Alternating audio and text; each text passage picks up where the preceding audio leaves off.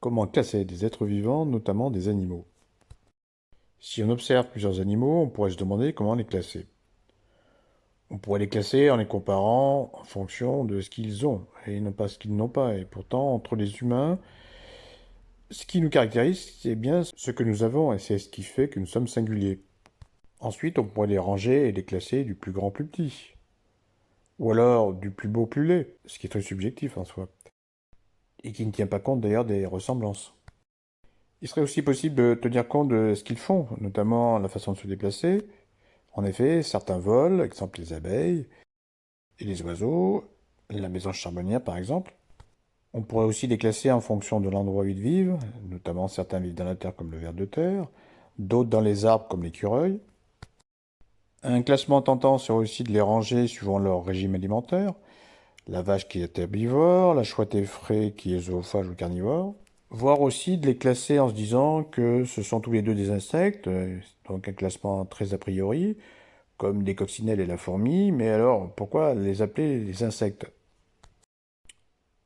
En fait, pour les scientifiques, c'est bien en fonction de ce que les êtres vivants ont, en tenant compte des critères physiques et anatomiques qu'il faut s'appuyer. En effet, on ne doit pas dire je les mets ensemble parce qu'ils nagent, auquel cas je les classe suivant ce qu'ils font, mais je dois dire plutôt je les mets ensemble parce qu'ils ont des nageoires. À cette fin, je prends en compte l'anatomie.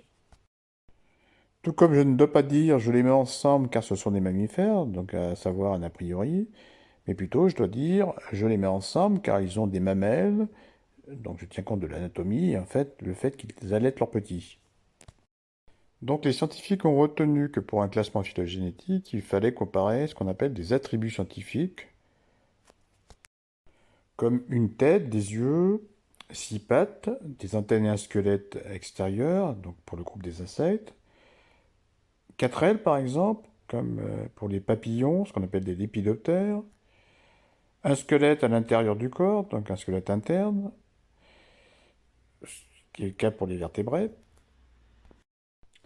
On peut retenir aussi un attribut comme les rayons dans les nageoires, ce qui correspondra au groupe des poissons à nageoires rayonnées, ce qu'on appelle les actinoptérygiens.